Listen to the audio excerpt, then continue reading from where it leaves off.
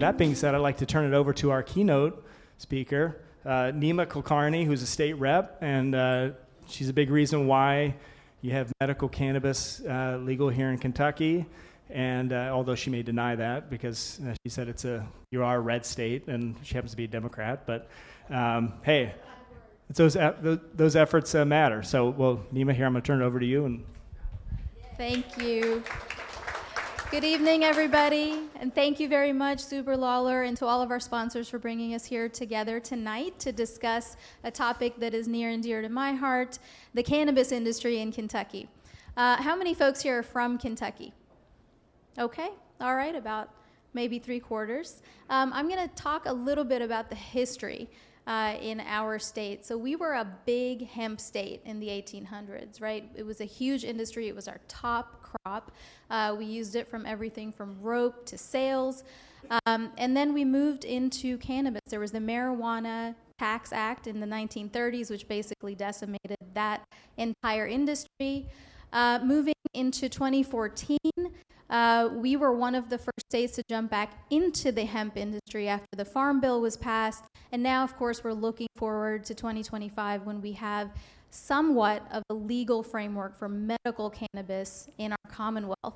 Now, Mark Twain once said that when the world ends, he wants to be in Kentucky because we are 20 years behind everybody else.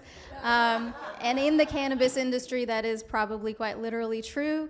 That being said, I'm very excited to see this mix of individuals, business, industry. I don't know if there's any farmers here or anybody from our ag community, but that is also a group that is very, very important to me. So a little bit about myself. I am a state representative. I represent District 40, which is not too far from here. It includes the University of Louisville, and it includes Churchill Downs, where the Derby is run. And so you've got, for instance, a lot of immigrants who don't necessarily live there and can vote for me, but they really run the gamut of high-skilled faculty and professors at our university, all the way to our unskilled laborers who take care of the horses on the backside of Churchill. And all that is to say, we have also different segments of our population that will be looking at this industry and have different levels of access to the industry. Not everybody is going to have access to the capital to start a business, to get a license, to buy the retail space, to understand the legal frameworks or the processes. You have a lot of folks who may not speak English who want to be involved in the industry. And so one of the things that is very critical to me when we talk about creating any kind of a cannabis industry in Kentucky is the accessibility and the equity piece of it.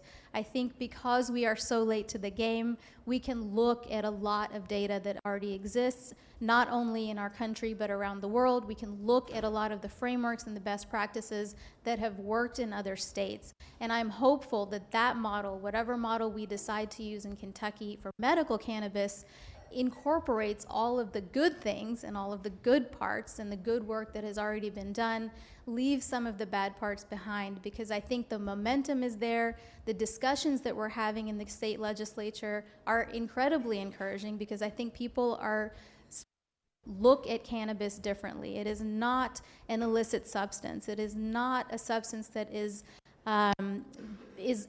viewed in the same way as it has been even by our federal government. So, rescheduling cannabis and making sure that the regulatory framework is there for our state and local government officials to understand it and embrace it and allow access to it for all Kentuckians is critical. But we've got to do it right, because if we don't, you can't ever put that genie back in the bottle.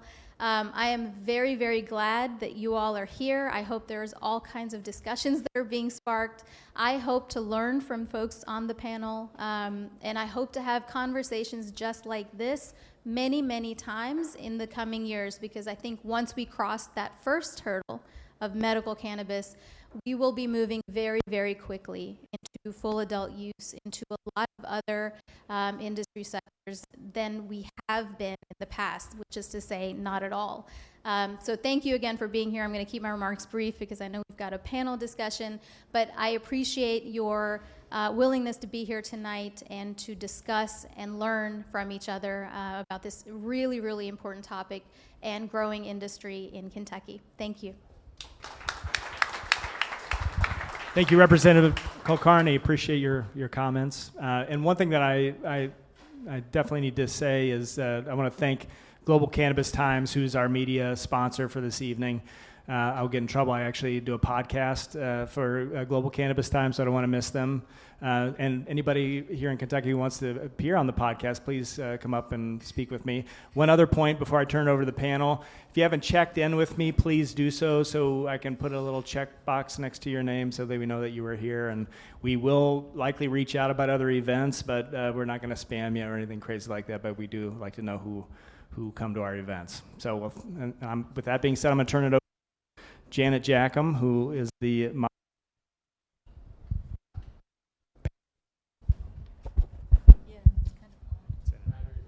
Hello. Hi, good evening. Thank you for joining us tonight. I'm Janet Jackim from the Midwest, if you can tell. I'm a 46-year practicing attorney, so that makes me very old, okay? Probably older than anybody here, which is A-okay, because it just shows that in the cannabis industry, you can be anything that you want to be. You could be a fraud, right? You could scam somebody, but you can have dreams. I still have dreams about doing business in this cannabis field. It's a blast. For those of you who have not been at it before, understand that we're all living in a make it up as you go field. And I don't mean to be funny with respect to that. That's just true. When you have, is it on? When you have a new industry and new laws, you really do not know what is true, false, what your opinion is, whether it should be that opinion. It's all very uncertain. You never know, too, what the courts are going to do. But it is a fun, challenging environment, and I hope it can be very rewarding for you. So I've been, as I said, practicing 46 years. The past 4 years, I've been a partner owner of the Zuber Law Firm. Zuber Lawler is a national law firm with a lot of specialties and specialists in emerging markets. And that's why we decided, because Kentucky is emerging or just emerged as of the spring, we decided to be here and try to talk to you and give you an opportunity to learn and teach us as well. So how about the panelists? I'd like our panelists to please introduce themselves quickly, and then let's get going. Hi, nice to meet you all. My name's Elijah Rosenbaum. I'm primarily cultivation, but I started out working in dispensaries in Illinois, then ended up working in Humboldt County for a couple of years before coming back here and helping with advocacy. I'm really more of an in-the-field guy. I love the plants. I love mucking about with dirt. I love seeing how the seeds turn out, and that's really my focus. Hi, so my name is Lauren Bratcher. I'm the Deputy Director of Kentucky NORML. I've held that position since 2017. I originally got into the cannabis industry with an early startup called Enlighten that was later, just last year I think maybe, sold to Weed Maps. And so that's how I got my start in the cannabis industry, just really learning about each individual state and all the compliance and advertising and all that. And through that work, I ended up with Kentucky NORML, and we've been doing that advocacy work for 7 years now. So. Hey everybody, I'm Michael Adair. So I've been in the hemp space for about 8 years. My partners have been in it for about 10 years, so we've all been in it since about 2014. We have a plant propagation facility in Paris, Kentucky. So we operate 6 acres of greenhouses, and we grow really anything from pepper plants to strawberry plants to watermelon plants, but we also mainly focus on doing hemp starts and clones. And so for us, we're going for cultivation. It kind of just fits for us. I've personally been in the hemp space doing everything from seed to finished products. I've worked for one of the largest brands that are out there, Medterra. I was the director of innovation for them for a while. I've sold raw materials. Pretty much every brand that's out there in the hemp space, I've helped them at least create some sort of product. So just happy to be here. Well, I want to clarify. We were supposed to talk about the use of best practices that we've all encountered over the past from other states, from our work in cannabis in the other states. Well, and then you all in Kentucky decided to advance your program, and of course, as you know, the licenses have already been, license period is already closed. So I think we want to start off with just a number of observations that I've had in the cannabis industry that I hope you will take to heart. I've worked in about 15 cannabis states and had to learn each one of their regimes. And then, of course, have counseled clients on what they should and shouldn't do. So I want to give you a few best practices. For example, and I hate to do this, but I have to tell you, money, money, money wins the day. So I realize that Kentucky requires a certain financial source, right? I think it was $150,000 for dispensaries, for example, and it goes up for the tier 4 cultivation facility. That's cool, but realistically, have you developed a plan for construction and or remodeling of your building? Because oftentimes they cost in the nature of $1 million. Think about additional money. Well, you have to pay staff before you open. You have to have insurance in place before you open. Probably, I think you had to have all of that for even the license application. So there are various and sundry costs and expenses that you have to make sure you have money for. Worst case scenario would be you run out of money like shortly after opening. What would you do then? Well, maybe under the program you'll have an opportunity to sell a license. But that may not work well. And frankly, I don't know the Kentucky regulations concerning that yet, if they've been issued on transferability of licenses. I think the second thing you want to really consider, of course, is having the best team you can have. And how do you get the best team? You gotta have money. Sorry, but that's true. You've got to be able to pay them. And you've got to pay them not just on day one, but continuing throughout the opening of the store or the cultivation facility, for example. And you have to have endurance. You have to have a capital fund of endurance. How do you get that in today's marketplace? Really, really tough. Yes, there are real estate investment trusts that are willing to fund an acquisition of commercial real estate, for example, but they typically come with a requirement of years of productivity, financial statements, and prime commercial real estate requirements. There are private lenders that are called hard money lenders. And why are they called hard?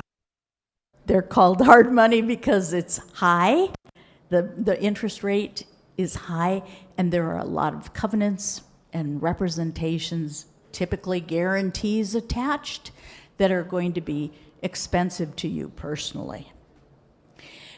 So you want to think about you do want to think about talking to your families, friends to raise money, but understand that you're going to get limited funds from that group. So do what you can to get your monies together, set it aside. Oh, and that reminds me, you need to have banking. Where are you going to be banked? Or do you expect, like other states have seen, for example, cannabis dispensaries renting a storage locker to cover the millions of dollars of revenues, cash, right? Are you planning on putting cash into a storage locker until the day you can push it through a bank? You really don't want to do that. Ever watch Breaking Bad? So, I mean, it's a real concern. I understand that there are a number of banks that are beginning to offer these services in Kentucky, which is great because in many of the early adopter states there were none. And the executives would just put the money in a briefcase and take it to a safe place. And I think finally, and I'll get off the microphone, I know you had to submit a business plan. And, maybe you kind of took that you took it off of Google and you filled in the blanks or whatever. But really, seriously, go back and look and revisit to make sure that you're on top of where you need to be and want to be. And you will need accountants and lawyers. And please do not enter into agreements without a cannabis lawyer having looked at it. It's okay to go to your regular business lawyer or your estate planning lawyer, but those people will typically not know much about cannabis in your state, and all of the agreements that you go into need to be looked at for that purpose. So this would be cultivation agreements, licensing agreements, trademarking, distribution, transport, retailing, commercial leases, commercial purchase agreements, employment agreements, etc. And so we lawyers who usually draft the legislation get more work because we make it complicated and you need us. So it's a self-fulfilling prophecy. But the alternative is litigation. And if you've ever been involved in a lawsuit, now the lawyers really win. So please, in the best practices with respect to at least legal issues, be careful and make sure you have a good team around you to help you get to the right place. Okay, that's enough from me. Let's go on and talk about, I think Michael and Lauren, you may be interested in answering this question.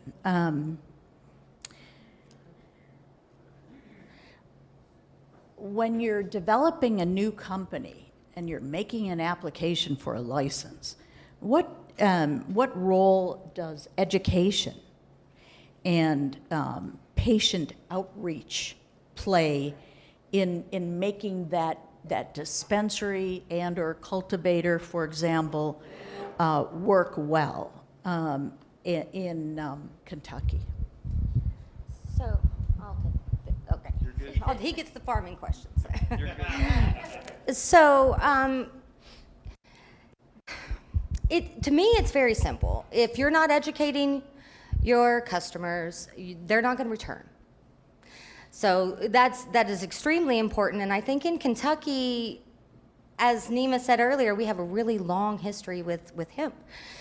And most of Kentucky still sees it as a fun party drug. So I think that that's going to be a really big challenge in educating Kentuckians as to how this is a medical benefit. And then as far as the community outreach part, I mean, that is what Kentucky NORML does. We serve as the bridge between our regulators and lawmakers, our consumers, and also the businesses. And so when someone has, an issue, we can take it up to the law regulator. But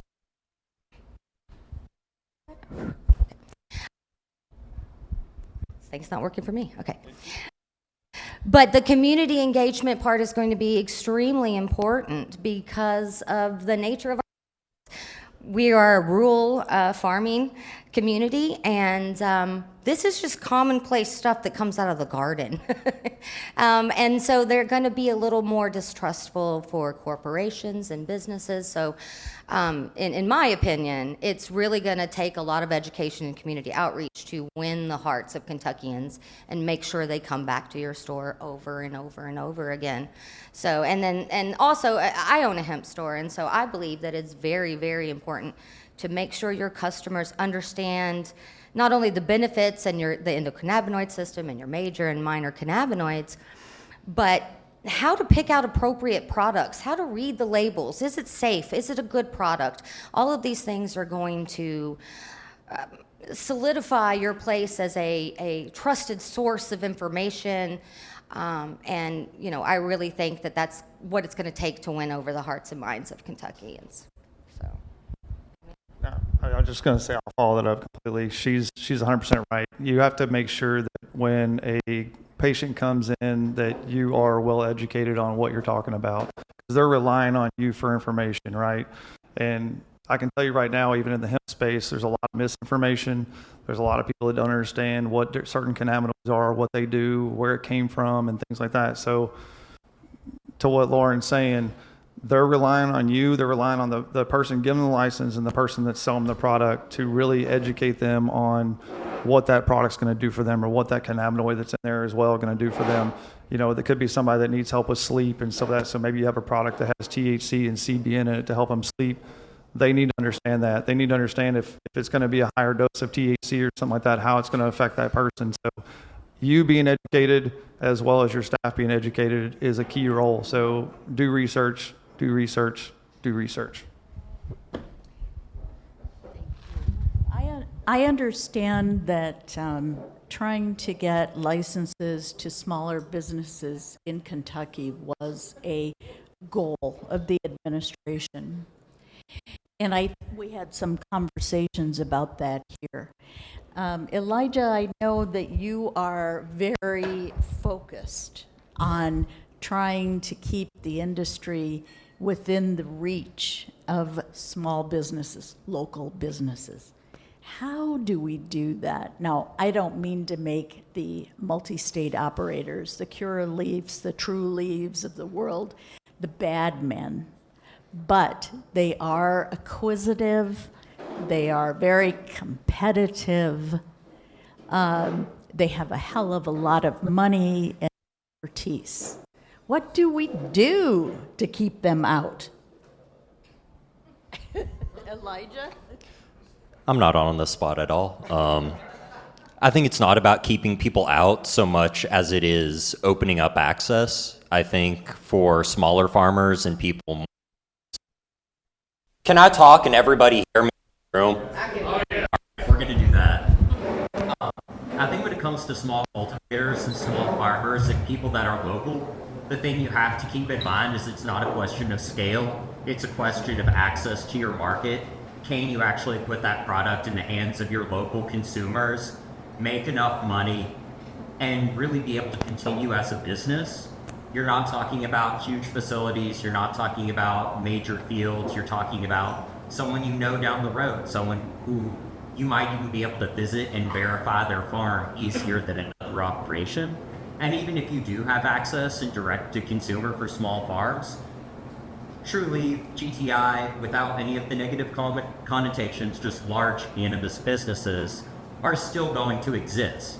It's not like, wow, we opened up the mom and pop burger shop, McDonald's is really gonna crash. Like, that's not how it works. There will be both ends of it. It's not a competition.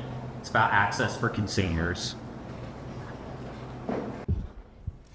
Well, we mentioned earlier that money wins, right? And so while we wanted to make, the program accessible to small businesses, money is money, and there's no getting around that. Now, I will say that this is just the first round. Many more will come, as these applications indicate. And I'm just completely lost my train of thought. I'm sorry, I just lost what I was saying. I'll remember. You say it. You just made a good point, though. You just made a good point, though, is that, even for us going for cultivation, obviously the licenses came in and they're astronomical compared to where we thought they were. But look at it as there are going to be more applications later on. There's going to be opening more. It's a very new market. So just because something doesn't come through now doesn't mean it's not going to happen later. So don't let it, distraught you if you don't get something now you really want to get into it, that you still have an opportunity probably later on. Yeah. Yeah, and that's what I was trying to get at, is that, there's been a lot of complaints about non-refundable fees. Well, the medical program has to pay for itself. So we don't do that on the backs of patients. We do that with non-refundable fees. But now that we've had so many, now working on social equity programs, ways for small businesses to have a chance, legislation that covers small businesses. And then, of course, we know when rec comes, it's going to be a whole new ball game. And people like Elijah will have beautiful little craft cannabis farms, and he'll live out all his days in harmony and happiness. Is that key to success, having a niche or being generally of interest to your customers? Who's the You definitely, having a niche and being different is key, because it's going to help separate you from somebody else. It is going to be hard, I will say, in the beginning, because it is a very new market to create something that's going to be different than everyone else. One reason is you're going to be reliable on the processors and the products that they're able to make, right? So the way everything works right now is the processors are going to be the one who have to be making the products, and then it gets to dispensaries. So as maybe manufacturing gets built out, then you can get more unique and work with those people.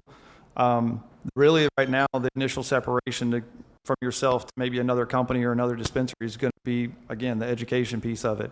How reliable are you for those customers coming in to educate them on the products and what they're buying?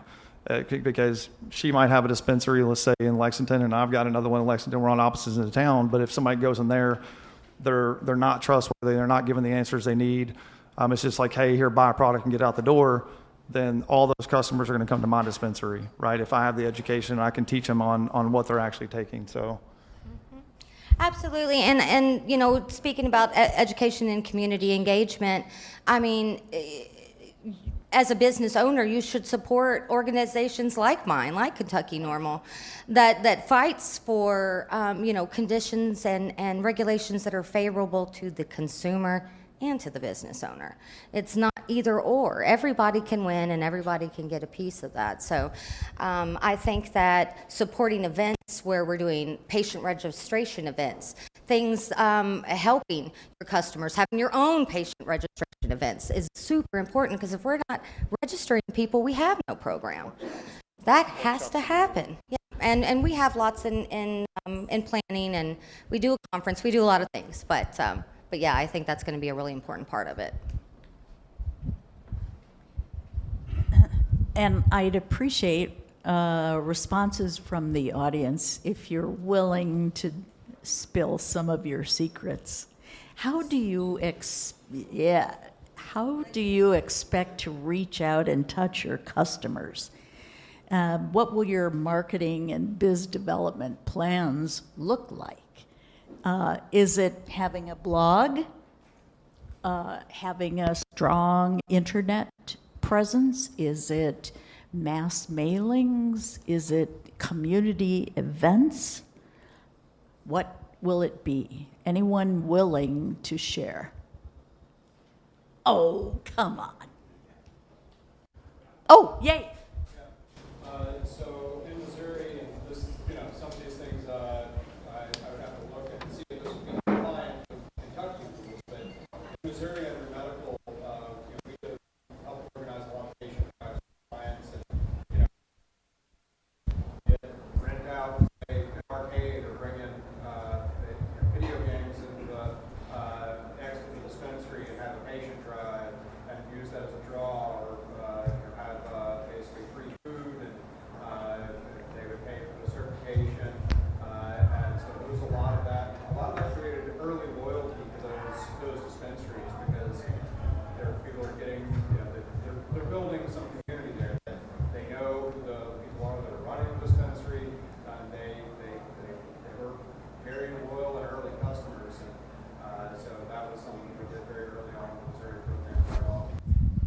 always seems to me that no one is paying a lot of attention to the aged community. And yet, they're the people who need those medical products. Or it's the children with epilepsy and other childhood and other diseases and conditions who need it. So do you partner with a clinic, or do you partner with a hospital, or do you have a really loose affiliation perhaps with a sole practitioner, general practitioner who's going to at least consider prescribing cannabis medicine? So, in the earlier question, there was questions about, social media and the internet presence and mass mailings and all these marketing things. And I think that it's going to take all of it. I mean, we know, most of us here know that you get censored for everything. And so and I would actually advise people to set up probably 2 backup accounts for everything, because you're going to get restricted. It happens over and over, and it's always changing. So, as far as marketing goes, I would say just attack at every single level you can.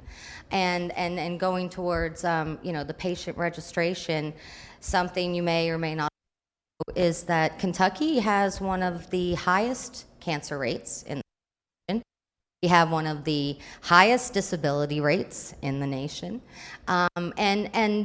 So these are things that if you can get that patient registered and you can get them started on that cannabis health journey, they will be your customer forever. You change their lives, and a lot of people are feeling very nervous. They're worried about church people seeing them at the dispensary. I mean, they're nervous to come into my hemp store, and I'm in the smack dab middle of the mall by Victoria's Secrets, and they're worried. They're scared. Somebody's going to see them buying a $25 pack of gummies, and so and I think that there's a time and a place for, the rec, the adult use and the stoner and all of that fun stuff. But Kentucky is very, very conservative, and it's going to take conservative business type folk to make our citizens understand that this is medicine, it's legal now, at least in our state, and that you're going to be able to help them change everything, so. I'll add to that. Just based on even what you said, I think a good idea for people is do a workshop. Like if you get a dispensary and things like that, do a workshop, have people come out, give out food, whatever. Do an event like this to where people, that's 100%, all at the same time. Put a chip in their brain. You're just doing what we're doing right now, right? And so, but then by you sitting there doing what we're doing right now, those customers will come to you to buy and trust you that you know exactly what they're talking about and what they need. It's the education piece. I can't say it enough how important it is. My mom, when I first got into the hemp space and she had neuropathy and I wanted to give her a topical, she was like, "I'm not smoking weed." I was like, "Cool, I'm not asking you to. I'm asking you to put a lotion on your skin." You know what I mean? But you know what I mean? Like people just don't know what they don't know. So do events like this and whether it's in your communities or whatever, and do an outreach. I think like even social media, as we know, look, most people probably know me from LinkedIn. I'm freaking all over it. But the thing is doing events like this to me is more important because the local people who don't know you and aren't connected on social media can actually get the education that they need to come out and buy from you. So. And let me mention this, when you're planning your budget or your revised budget, because I think you've already submitted one to the state, think about how important it is that your bud tenders and your folks in the store or even your salespeople, if you're cultivating and you're selling the product to a dispensary, for example, make sure that they understand the product, what it does, what's its advantages, what are the disadvantages. Please.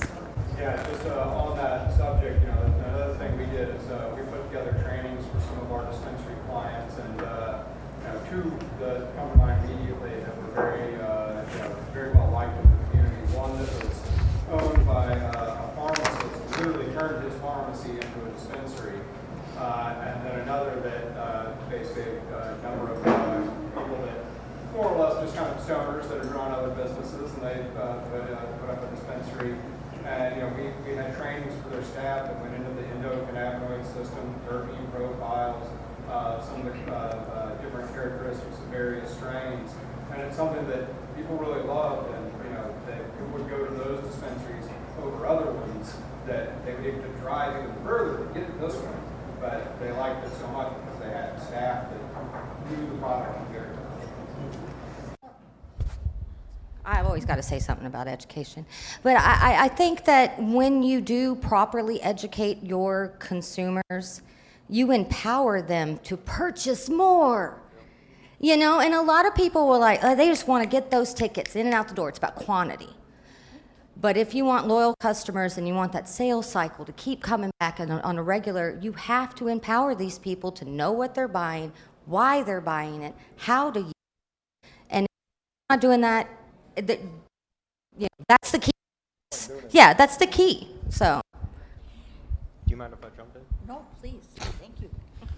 I think we're going to go the other way now. Working for Green Flower Media, who does a lot of education programs and does a lot of education across the country, I think one thing that really came into bear being a program manager there is that it's way easier if you retain your people to keep them educated. If you constantly have another batch or another brew, and this cannabis is complicated. You can take easy steps, but once you start digging into the chemistry and the biology and all the way that all of these factors go into your final product, it's a fairly long piece of homework. It's way easier if you invest in your employees and keep them loyal and keep them with you than it is to every year, 6 months, whatever it is, get a new batch of people who you aren't going to be able to bring up to speed fast enough before they're out and there's another set of people in. Yeah. Oh, and also, I'm sure you've heard of this if you're not already doing it, give samples to your bud tenders. They're the ones that are going to sell your product for you. And some businesses may see that as an added cost, and let's not do that, but that's where the money's at. Yeah, make sure your bud tenders know every product in your store. They've used them. They know what they're good for because they're going to be the ones pushing those sales for you. And they'll love you for it. I represent a dispensary in Arizona called Kind Meds, and it got its first license in 2011. And of course, at that time was a medical dispensary only. It built its reputation medical.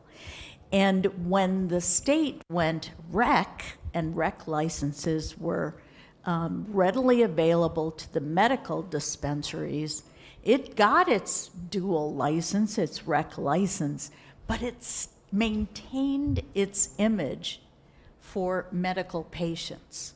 So think about that in the nature of forward cast. What do you want to do when you grow up? Maybe you want to build the best that can position your company for a sale in the future. Or do you really want to be wedded to the medical market and make a name for yourself among the medical community? It's, a decision you have to make and plan for. Closing? Oh, sorry. This is actually a commercial for Tim Johnson, who actually left. We're in the beginning of this discussion. No, he's right there. I know, but he didn't hear the beginning. I wanted to make the point that the Ohio Health and Cannabis Business Summit, if I got it right, is an amazing event to educate patients. And I really was kind of shocked being there last year at how many patients actually come through. So I think all the micro-marketing is really incredibly important. But that event, I think people could come in on a Saturday and just walk around like they were in a mall. So there's It's a an really idea. amazing event. NORML? I'm sorry, I was whispering. I missed it. Sorry. What did you say about NORML? I'll just give a quick, I'm sorry. I don't need that. I'll just give a quick shout out All right, well, I guess with the mic. If any of you have the time or available, October 4th and 5th, the IX Center in Cleveland by the airport, it's the OCHBS.com, Ohio Cannabis Health and Business Summit. A friend of mine, Lenny Berry, and I, we started this like back in 2019. It's all Lenny's. Lenny is a founder and the host. I'm a guy behind the scenes, keeping him updated on legislative stuff, program advancements, and so forth. This has got to be one of the top, not saying it because it's in our backyard, but it's got to be one of the top educational awareness summits for cannabis, business practices, legal practices, cultivation, processing, testing, name it, it's there. If you can make it to that event, I encourage you to get there. If anybody wants to talk to me about it after, I've got some cards to hand out, and any social equity applicants that might be interested, definitely reach out and contact me. We've got a great plan coming up in Ohio. If you're interested in coming there, and where we can actually, I know Janet talked about getting finances. The corporation that I'm with, we actually help, once you do the initial thing, we help finance you and get you through the whole thing. This is for social equity. We've got like 40 cultivation spots and 50 dispensaries coming. So reach out, but go to OCHBS.com. All the information's on there. Even if you just attend, that's fine. If you got a company, jump on board and get you a sponsorship or something. Well, since we're plugging events, the annual Kentucky Cannabis Conference is held the first weekend of March in Frankfurt every year. We have legislators and regulators. I mean, it's 5 minutes to pop over, hear a presentation, learn about a subject that they need to know about. And the reason we do that, particularly in Frankfurt, right by the Capitol, is so all our lawmakers and regulators have that education, so that we have a healthy program. And so that is something, if you do get a license, if you're a part of Kentucky, cannabis industry, come to our event. It's really great. We meet a lot of people and do a lot of education. Yeah. Yes. People like us. Are we closing, Jim? Oh, sorry. No, you're good. You're good. I just want to say one thing on cultivation, since we really didn't talk about it. And I'm not trying to bring the mood down or anything like that, but I want to kind of piggyback on what Janet said early on, and that's the money piece of it. So another piece of that is having enough capital to pay employees and get through it, because one of the things people might not understand is you might not have material to sell for 12 to 18 months. So just because licensing happens and you build your building out and you're doing all this other stuff, expect that it could be 12 to 18 months before you actually have any product to sell. And okay, so think about that when it comes to employees. And the reason I bring that up is because on the cultivation side, because it is a lottery, you're going to have people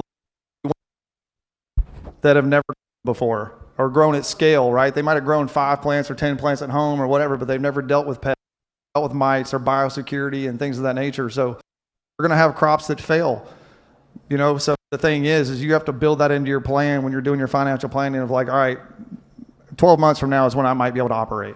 So just think about that. Yeah, and sorry, one other thing is to don't discount the hemp program in Kentucky. One of my biggest sellers in my hemp dispensary is Wild. They're a 15-year gummy company that's in every medical and recreational market that's worth its weight, in gold. And so if it does happen that you have 12 to 18 months waiting for a product, get out there to those hemp dispensaries. Get out there and hold patient registration fairs. Make friends with these people, because they already know all your consumers. Or if you don't get a license, yeah. Do it and then get a license later. There you go. And I make the point that, do you think Wild is going to capture customer loyalty in Kentucky if they're already buying it in hemp stores? Of course. So, Wana, Wild, big cannabis brands who have gone into hemp for this very reason. Yeah, so many. So I would say, if you're stuck and there's nothing to do and you've trained all your employees, get out there to the hemp stores, mix and mingle, and learn and introduce yourself to their customers, because one day they'll be yours.